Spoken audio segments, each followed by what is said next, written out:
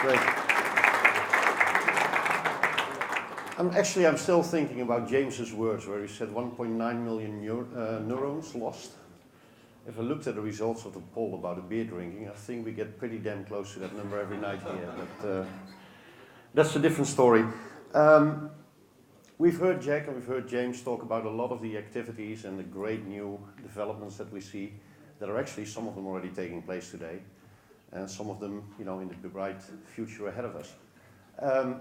I'd like to focus in our presentation a bit on the activity that we can deliver to our partners, that we can deliver today, which is there to actually help you, guide you through the questions that you see with your clients, with your customers, in the migration of one of the big migrations we've seen in the last couple of years of the operating systems in moving to an Android environment. So I think a lot of you know the name Wavelink. We've been in this industry for a long time. We're dealing with quite a few people in this room. And our bright minds within our organization thought after all the acquisitions and the increase in size of the company, it would be great to have a new name.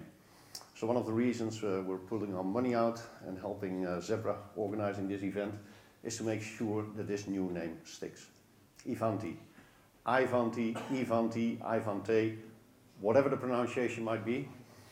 But nothing really changed from that perspective. Ivanti, obviously as an organization, is a much larger organization, taking care of all the things like asset management, service management, device management, patch management.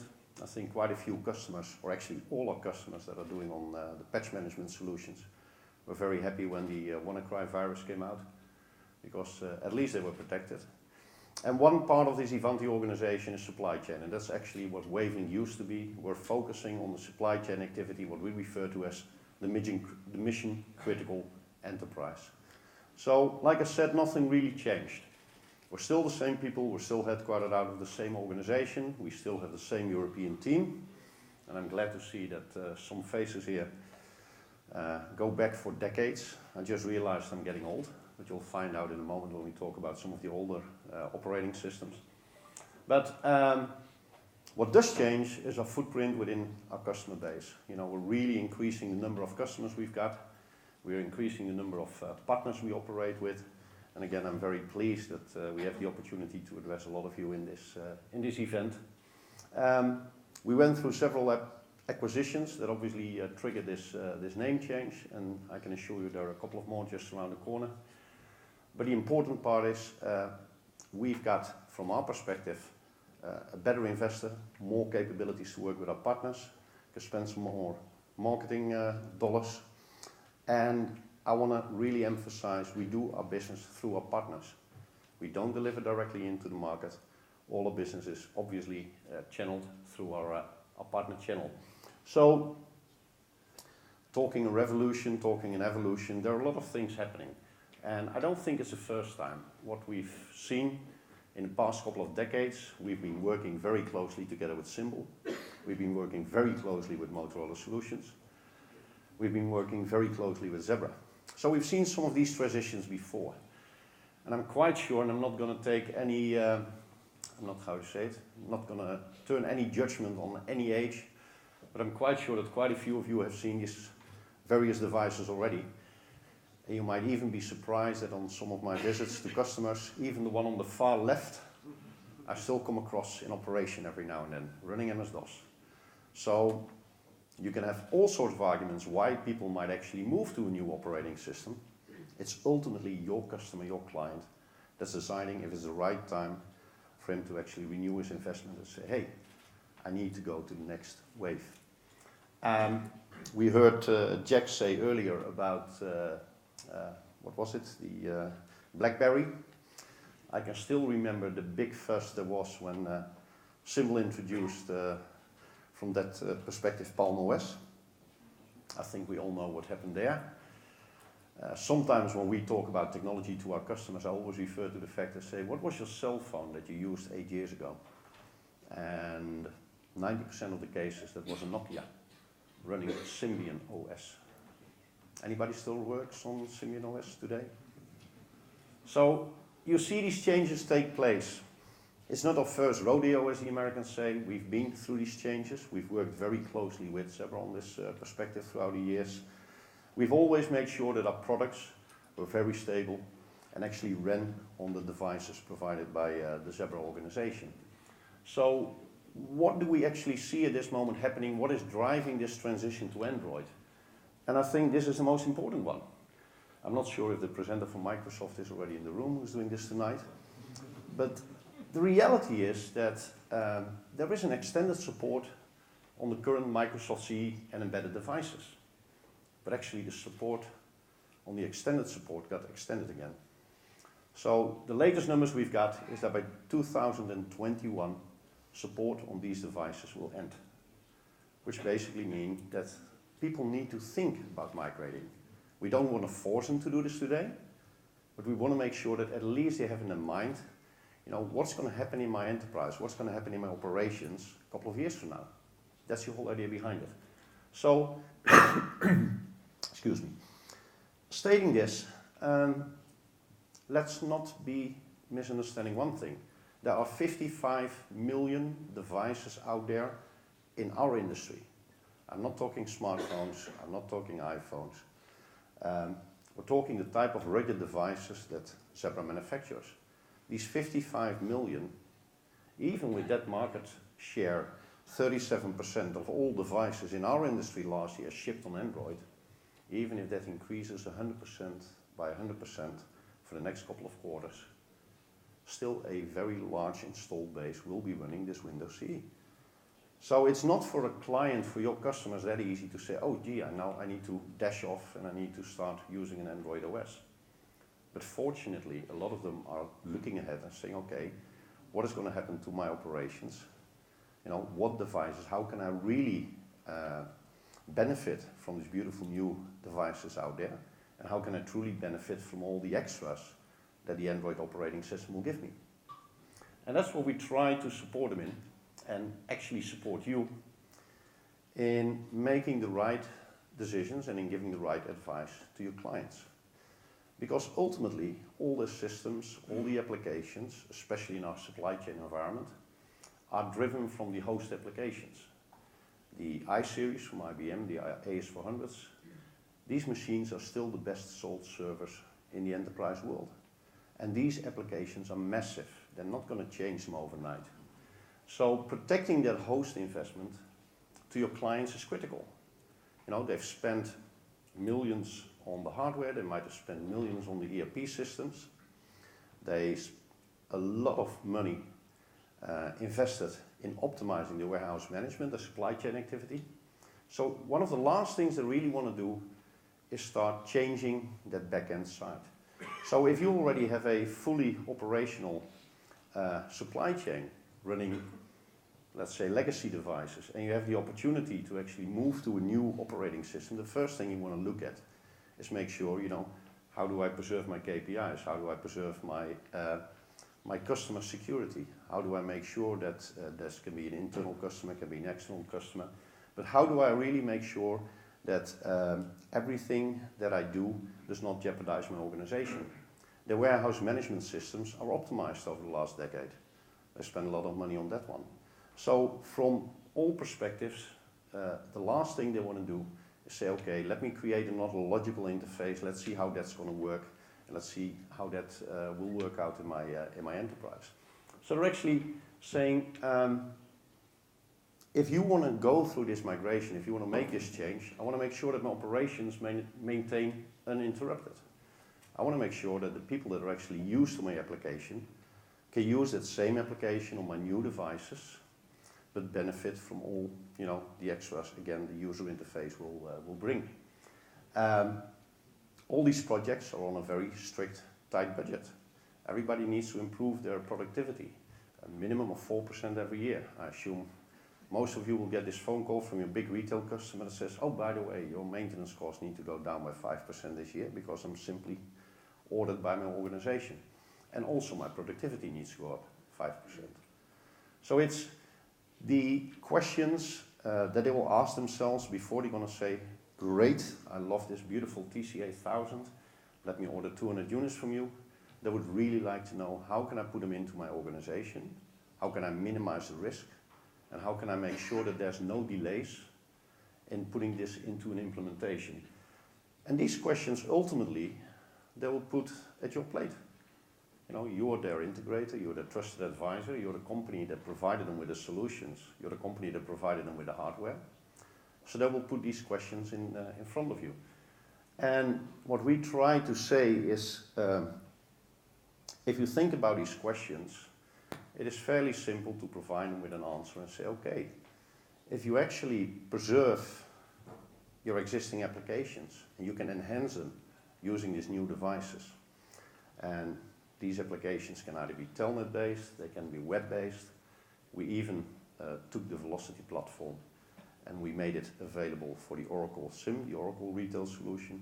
So as long as you can prefer these applications, you should be good to go. You can actually make this transition to a smart OS. You can make this transition to a touch-based navigation system and still make no changes to your host environment. Still run the applications as you have them today. We had an example from one of our clients that came to us, and they actually put a plan together where they had to rewrite close to 100, I believe it's something like 97 applications. There was a big project created. There was a large budget associated to it. And they thought that the total time it would take them would be around about 18 months, and the total cost would be very close to 30 million US. It took them 3 months to complete the first big application, and they were almost at 300% of budget for that application only. We explained to them the capabilities of AllTouch.de. We've explained how it could actually work and how it could benefit the timescales and the timeline, and we did the first application in 3 days. The project was canned, it was stopped. They acquired a very large number of licenses, and associated with that, they had the opportunity to buy a very large number of Zebra devices. So ultimately, it allows you to make your sale of the hardware, to make actually support your client to go through this migration a lot easier.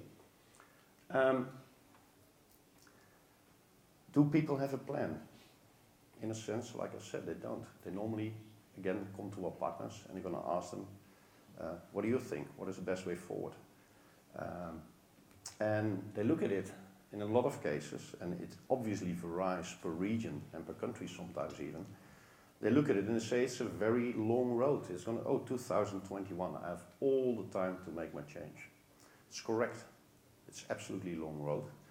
But it's a road that at a given moment in time, it will end. You know, it's going to come to a stop. And we don't tell them, make your change today. And we'll explain to you in a second how we actually can execute that. But we say, at least think about this change that you will have to make and start thinking about it today. And some organizations can make these decisions within the next couple of weeks. And some can actually take a couple of years before they even start moving. I can illustrate this probably by a very simple example. Can I have 2 volunteers? No, you're not counting. I know you want to do it, but you're not. But this is a great example. Can I have 2 volunteers? Are there 2 people that just want to participate for 1 second? You're not going to regret it. Here's one. Here's another one. Here we go.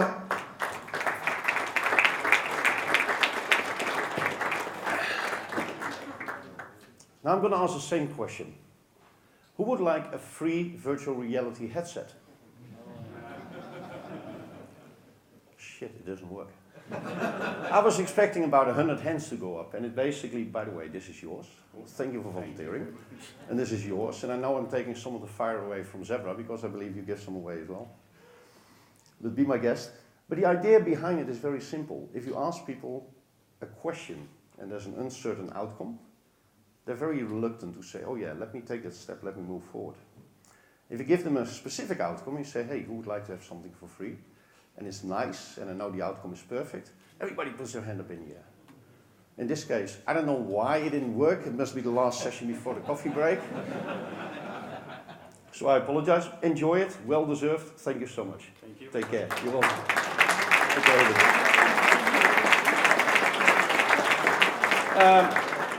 So your customers will react exactly in the same way. They will say, if I know the outcome in the end, I will make the step.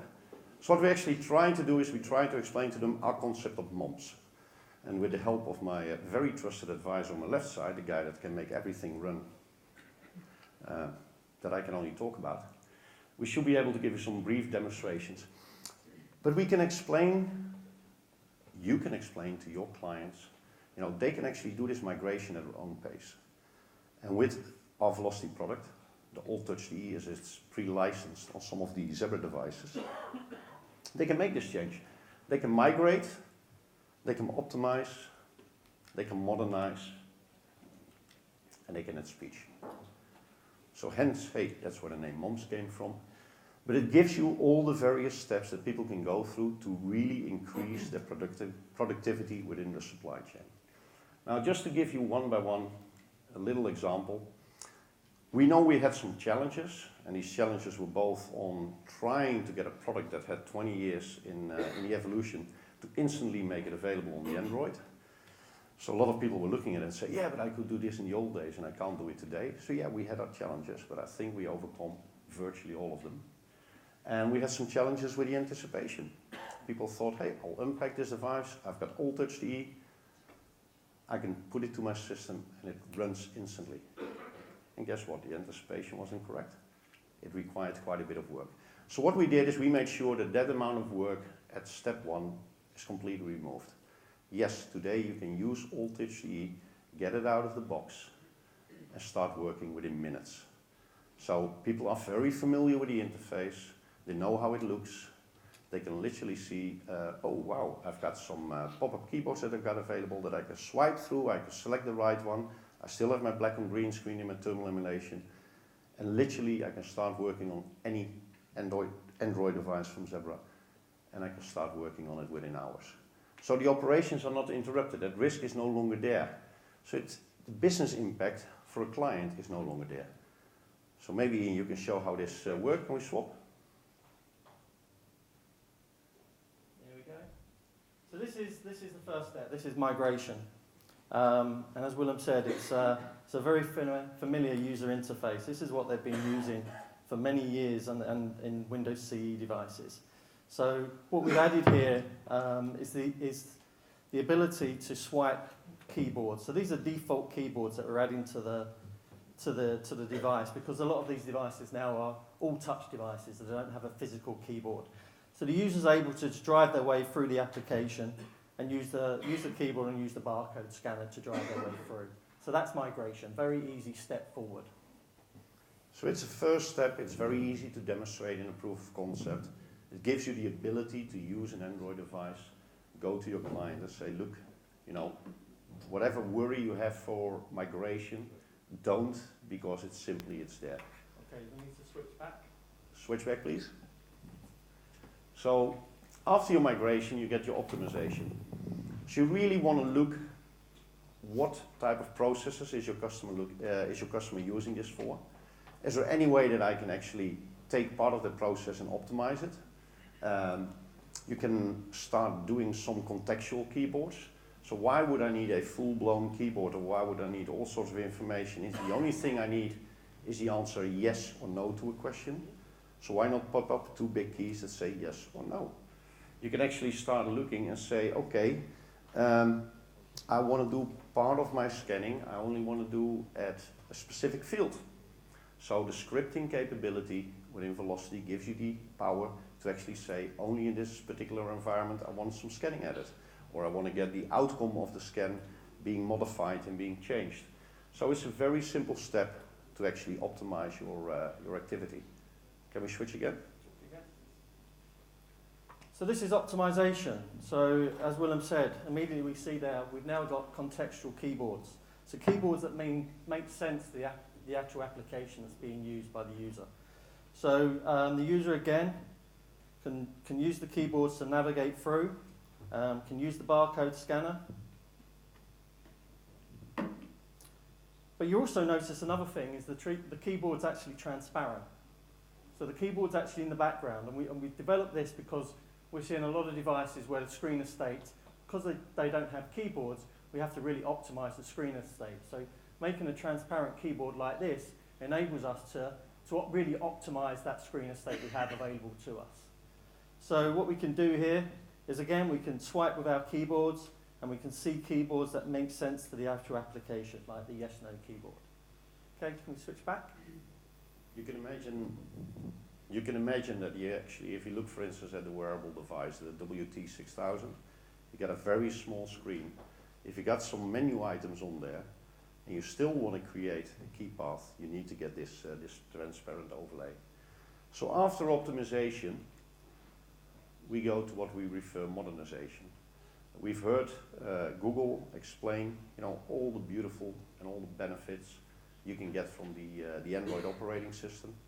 And it's great. People that start working in warehouses today is a generation which grew up with cell phones, with smartphones. I'm still one of the guys. My first cell phone was, a briefcase for the batteries, and then in the left side, a briefcase for the cell phone. But nowadays, people are used to colors, they're used to touchscreen, they're used to very nice menu setups. If you have the ability, still on the host side, nothing changes. If you have the ability to transform your green screen, which was there, to something that looks like this, where you can actually say, okay, this is my modernization. I want to highlight specific important information. I want to make sure that I can actually create whatever keyboard I need at whatever given moment in time. I want to move out of this application, probably run some execution on the data, and then bring the result back into the application. All these parts are an availability within Velocity. And this is literally the part where you start looking at the screens and providing the added value to your customers, to your clients. One of the biggest benefits of ultimately getting this in place is reduced training times. We've seen, and I assume it's the same everywhere in Europe, we've seen a lot of people that work in the supply chain industry, that work in the warehouses, that are just working there for 3-4 months. The attrition rate is huge. So if you can save, instead of training people hours on an application where you really need a manual for, instead of delivering that, you can give them something like this, which is absolutely intuitive, makes life extremely easy. It saves them a huge amount of time and a huge amount of effort. So going back to Ian, last switch again. So this is modernized. So although I still love green screen, this is a completely new experience, and in my opinion, a much better experience for the user to optimize their productivity and their overall experience with the device. So we can introduce now logos. We can introduce color branding. We go forward. We can have keyboards that appear on demand, things like this. So it's using a lot more modern controls, and ultimately what we're trying to achieve here is the experience of the user and optimizing their productivity. Great. So switch back please one more time. So the last step was adding speech, adding our voice solution, Speak Easy. It actually gives you the ability to add voice as a mean of entry or as a mean of output. The solution is extremely simple to integrate. It is basically completely speaker independent. We have the ability for those dialects or those strange pronunciations to add grammar files, but at least it gives you the ability not to use any of these in a normal operation. Voice can be added where voice is needed. Once you start implementing a voice solution in a warehouse, it normally requires the fact that all your activity is put onto a voice activity. And what we say is you don't need to do that. You can look at where can you really find the benefit. This can be in a picking environment, it can be in a goods receiving environment, but it can even be in part of the application only.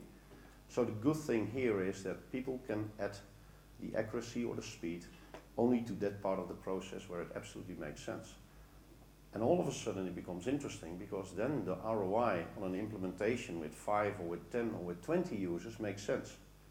When normally voice systems, if you start talking to your customers, you go like, hey, yeah, it's a great investment and it only makes sense if you start using 100 people in that voice picking process. This becomes a whole new ballgame. And we've seen this picking up. And again, this is a product fully endorsed and supported by Zebra. It's through your solution builder available, and it runs on our Velocity, whether it's on terminal emulation, whether it's on our Velocity Web, whether it's on AllTouch DE. And these products are available today. Now, to actually just briefly give you an example of that one, to avoid any possibilities that things go wrong, let's just do it in a video of about 1 minute. Velocity with Speakeasy. During this video, here's some things to watch out for. 1. Every screen has a verbal instruction for the task. 2. Custom keyboards can be set up to pop up automatically when the user needs them, like on the error screen. 3. The interface is modernized and optimized to make a smooth and easy user experience. Let's take a look. To open Velocity, tap the Velocity icon on your device. Once it's opened, select the speech demo. Velocity demo. Speak your task. Picking. Scan task number. Go to location Michael 5815 Foxtrot 10. Pick 27 cases. 27 ready. Go to location Foxtrot 2986 Golf 14. Pick 17 eaches. 16 ready. Do you want to override the quantity? No. Pick 17 eaches. 18 ready. Error. Quantity exceeded. Pick 17 eaches. 17 ready. Go to location Alpha 3440 Charlie 11. Pick 43 cases. 43 ready. Go to location Bravo 1302 Alpha 19. Pick 12 eaches. 12 ready. Select printer for completed job. Hold task. Hold current task. No. Select printer for completed job. Printer 2. Scan staging location. Velocity demo. Speak your task. Thank you for watching. For more information, please contact us at supplychainsales@evanti.com. Wow, just imagine if we would have done this. Just imagine if we would have done this with a real life demo. You know, people would be standing on the seats and cheering and everything else. But it demonstrates one thing. First of all, this was a recording of a real live activity. And it shows you how simple these things can be. And it also shows you how you can actually add some extra power to your existing applications. There is no middleware, there is no single point of failure. The speed is very similar to our normal, actually I should say similar to our normal terminal emulation or normal browsing activity. So it basically gives you the ability to add voice as your last step of a productivity increase. So basically this was our introduction to what we refer to as the next generation of productivity. The capabilities of taking the new OS with all its benefits into the current processes of your clients. The ability for you actually to pick this up and to get more knowledgeable about it.